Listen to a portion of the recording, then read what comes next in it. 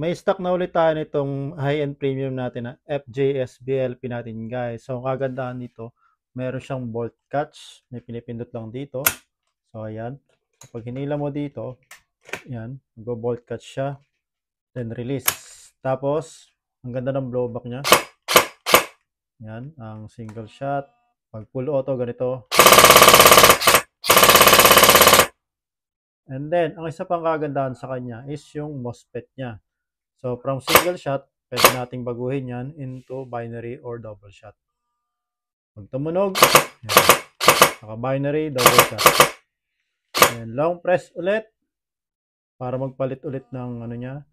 Then, burst 3. Then, long press ulit. Then, next is burst 4. Then, pag nag-long press ulit kayo, magiging single ulit siya.